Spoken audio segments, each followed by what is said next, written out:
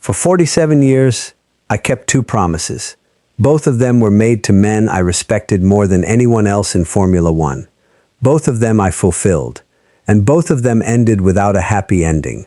Not because I broke them, because Formula One does not allow anyone to hold anything for long, not even a promise between two human beings. There is something I have never said out loud in 47 years. Not about Ronnie Peterson, not about Colin Chapman.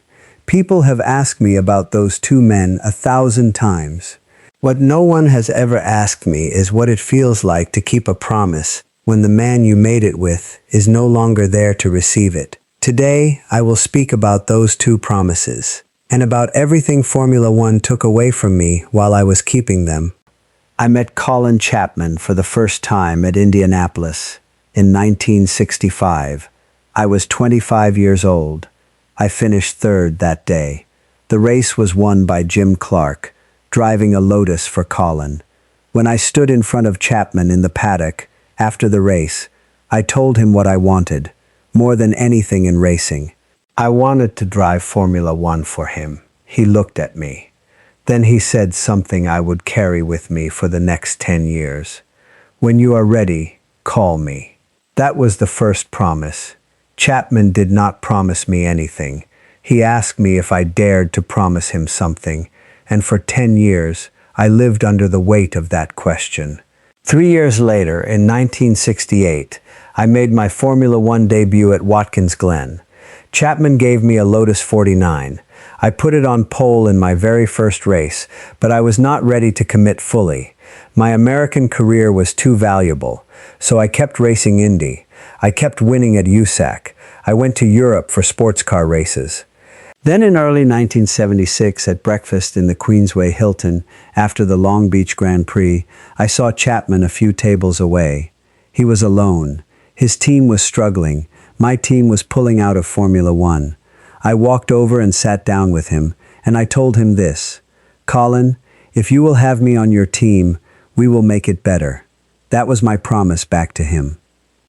The Formula One paddock in the mid-70s did not think much of American drivers. We had not come up through Formula Ford. We had not come up through Formula 3. To them, I was an outsider. I never argued with anyone.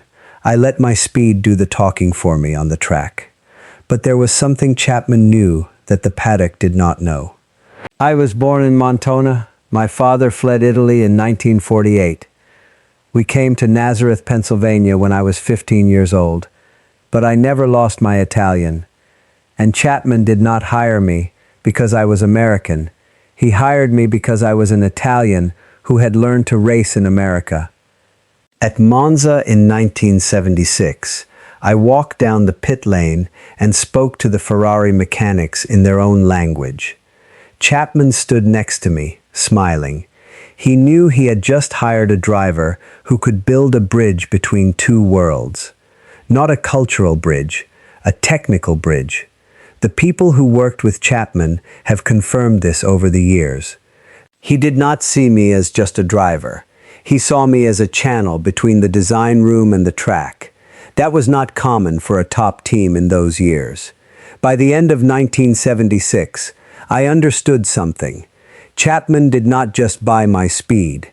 He bought the way I saw the world, and I was beginning to understand what my promise to him was going to cost me. I kept my promise to Chapman across 3 nights. The first night was at Ricard in February of 1978, 3 in the morning.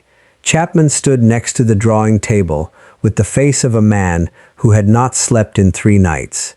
Peter Wright handed me a sheet of paper covered in numbers. He asked me if what I felt at the back straight matched what he was seeing in the wind tunnel. I told him it matched. Peter Wright sat down in a chair. He did not say anything for 10 minutes. The second night was a week later. Chapman lost his temper.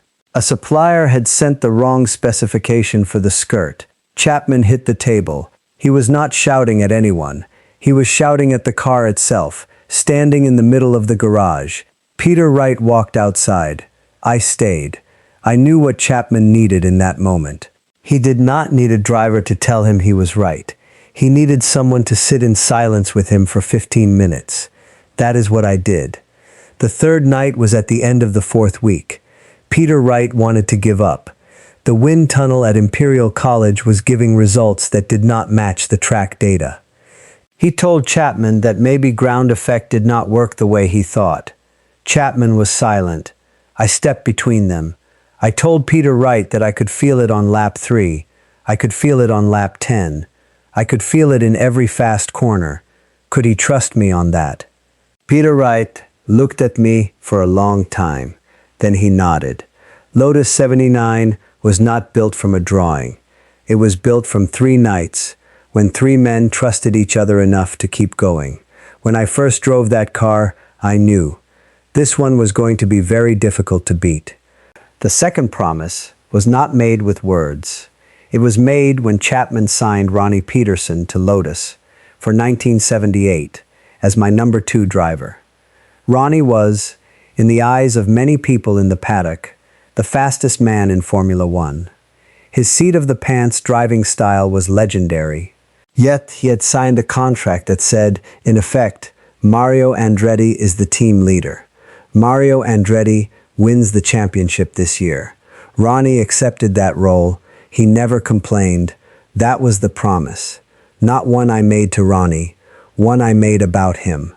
I promised myself that I would be worthy of a man who had put aside his own ambition, so that the car we were building could be proven and defended by a team, not just by one driver. Ronnie had already signed with McLaren for 1979. I knew that. He knew, I knew. 1978 was the only season we would ever race together. Later, he would explain his position in his own words. He said, "I gave my word that I would stand by the agreement when I signed my contract, and I will do that." Mario deserves to win the championship this year, because he was far ahead of me in the first half of the season. Over the course of that season, our arrangement became something more than a contract. It became a friendship. August 27, 1978, Zandvoort, the Dutch Grand Prix. I won that day, driving with a cracked exhaust. Ronnie finished second, a 1-2 for Lotus, 12 seconds ahead of Niki Lauda's Ferrari. Chapman stood below the podium with his eyes red. That night, Ronnie and I had dinner with our families, Barbro, their daughter Nina, my wife Deanne, my sons Michael and Jeff. We did not know that dinner was the last one. Formula One knew. Formula One always knows before the rest of us, but it never says anything. 14 days later, everything was gone. September 10, 1978. Monza. Ronnie damaged his Lotus 79 in the warm-up that morning.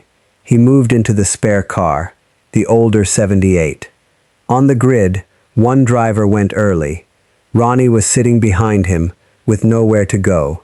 Start line crash. I was in my own car a few meters away. The doctors at the hospital in Milan told us Ronnie had broken his leg.